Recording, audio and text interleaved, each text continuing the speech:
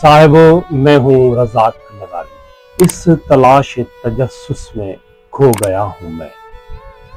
ये तजस्सुस दोस्तों सिर्फ एक लफ्ज़ या एक लाइन नहीं है, ये कायनात का सबसे कदीम और सबसे बड़ा राज है।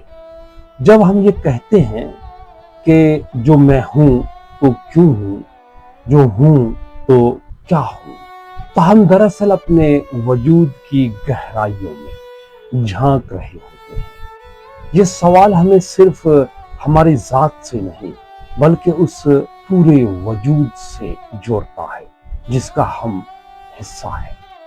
यानी हम भी इस ना खत्म होने वाली कायनात जो 93 अरब नूरी साल तक फैली हुई है और मजीद और तेजी से फैलती जा रही है, हम उसी का ही हिस्सा है।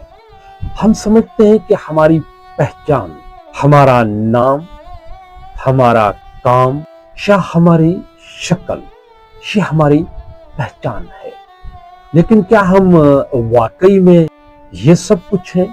अफलातून ने चूरिया फार्म्स में कहा कि जो कुछ हम अपनी आंखों से देखते हैं वो हकीकत की सिर्फ एक नकल है, इमिटेशन है।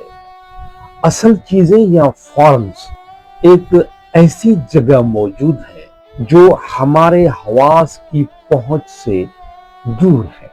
मसलन जब हम किसी कुर्सी को देखते हैं तो हम उसकी मुख्तलिफ शक्लें देख रहे होते हैं, लेकिन कुर्सी का असल तसव्वुर, उसकी असल मिसाल हमारे जहन से बाहर एक लाफानी दुनिया में कहीं मौजूद है। यानी कि ये दुनिया सिर्फ एक परछाई है, असल हकीकत कहीं और है।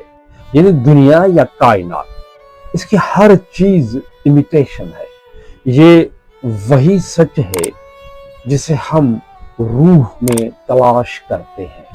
ये तजस्सुस हमें बताता है कि हम सिर्फ जिस्म नहीं है, हम एक शऊर भी है जो अपने वजूद की हकीकत को जानना चाहता है। हम दरअसल अपने वजूद की हकीकत को तस्लीम कर रहे होते हैं। हम सिर्फ अलग थलग हस्तियां नहीं है बल्कि एक वसी और लामतनाही कुल का हिस्सा है। सुकरात ने कहा था कि अपने आप को जानो, लेकिन अपने आप को जानना सिर्फ आपके जिस्म, नाम और काम को जानना नहीं है, बल्कि ये समझना है कि आपका शऊर इस वसी कायनात से किस तरह जुड़ा हुआ है। हर सोच, हर एहसास और हर कदम जो हम उठाते हैं वो कायनात में एक लहर पैदा करता है। हम कायनात की एक गूंज है जो अपनी आवाज को पहचानने की कोशिश कर रही है। इसका एक और मतलब यह है कि हम जो कुछ जिंदगी में हासिल करने की कोशिश करते हैं, जैसे पैसा, ताकत, शोहरत, ये सब हकीकत की परछाइयां हैं। असल कामयाबी और खुशी तो रूह के उस शऊर में है जो अपनी असल हकीकत की तलाश में है। हमारी रूह उस असली दुनिया से ताल्लुक रखती है, लेकिन हमारा जिस्म इस दुनिया की कैद में है जो कि सिर्फ एक नकल है।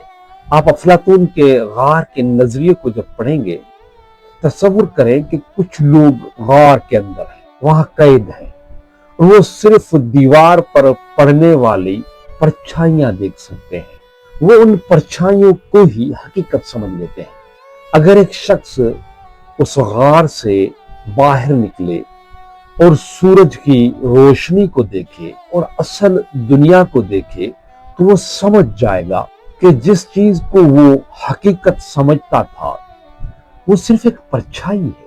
हम कायनात की एक गार में कैद हैं।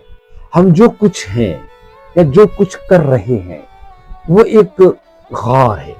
ऐसा तो नहीं क्या हम किसी ब्लैक होल के अंदर हैं?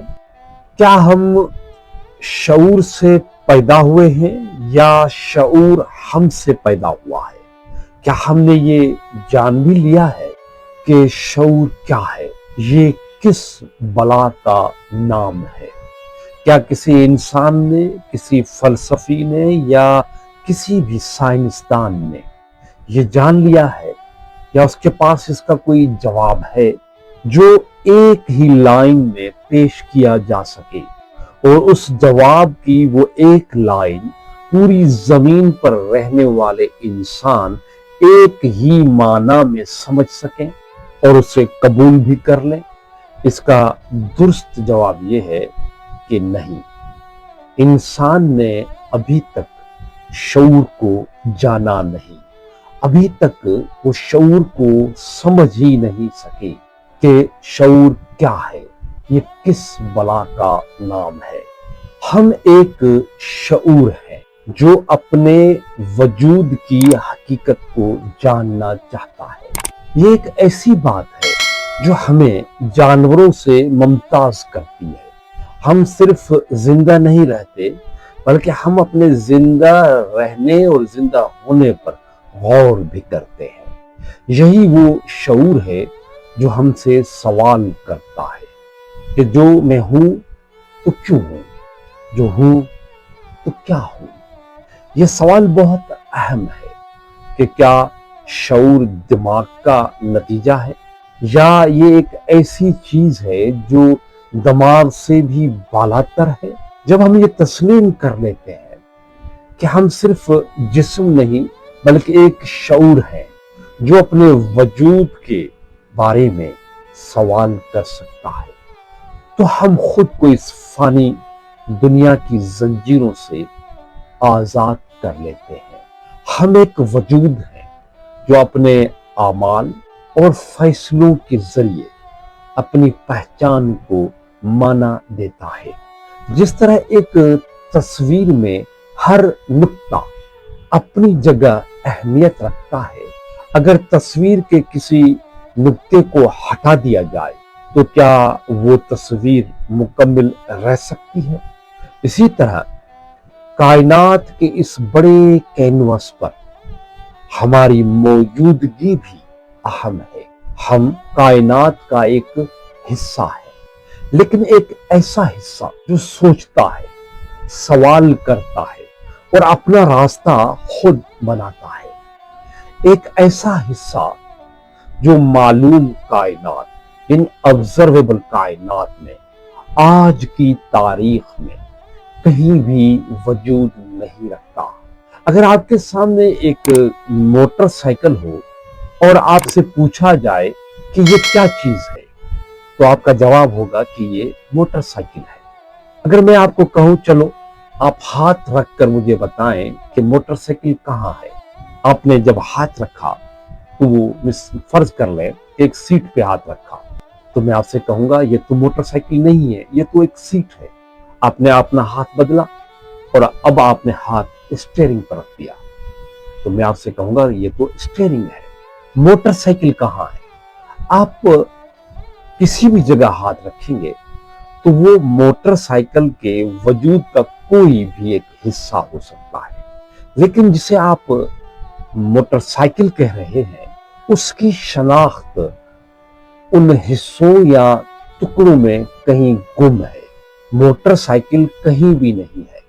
یہی تجربہ آپ اپنے وجود کے ساتھ بھی کر کے دیکھ لیں کہ آپ مسٹر فلاں ہیں، ٹھیک ہے، تو آپ بتائیں آپ کہاں ہیں؟ آپ جس جگہ ہاتھ رکھ رہے ہیں وہ آپ کا کوئی نہ کوئی حصہ ہوگا۔ آپ جس جگہ ہاتھ رکھ رہے ہیں یا ہاتھ رکھیں گے وہ آپ کا کوئی نہ کوئی حصہ ہے۔ آپ کہاں ہیں؟ ایسے ہی کائنات کہاں ہے؟ پوری کائنات اپنے اجسام کے ساتھ بکھری پڑی ہے۔ اس کائنات کو آپ کب سمجھیں گے؟ ہم اکثر یہ سوچتے ہیں کہ اس وسیع و عریض کائنات میں ہم صرف ایک چھوٹا سا نقطہ ہیں، لیکن یہ سوچ ہمارے وجود کی اصل کو محدود کر دیتی ہے۔ کہیں ایسا تو نہیں ہے؟ اس لیے ہم कायनात को भी एक नुक्ते से तशबीह देते हैं जहां से वो शुरू हुई थी। आज कायनात इतनी फैल गई है और फैलती जा रही है, और नजरिए ये भी कहते हैं कि कायनात अपने मुकम्मल फैलाव के बाद ठंडी होकर एक नुक्ते में समा जाएगी। तो क्या तब इंसान उस कायनात में कहीं बसते होंगे जो उस नुक्ते को देख पाएंगे? क्योंकि इंसान तब तो नहीं था जब ये कायनात पहली बार एक नुक्ते में समाई हुई थी। हाँ, कायनात इस दूसरे अनजाने नुक्ते के वक्त भी इंसान नहीं होगा, क्योंकि इंसान का असल कहीं और है और इंसान ने अपने असल की तरफ फिर लौटना है। जैसे ये कायनात आखिरकार अपने पहले नुक्ते से दूसरे और आखिरी नुक्ते की तरफ लौट जाएगी। इस पे जरूर गौर करना।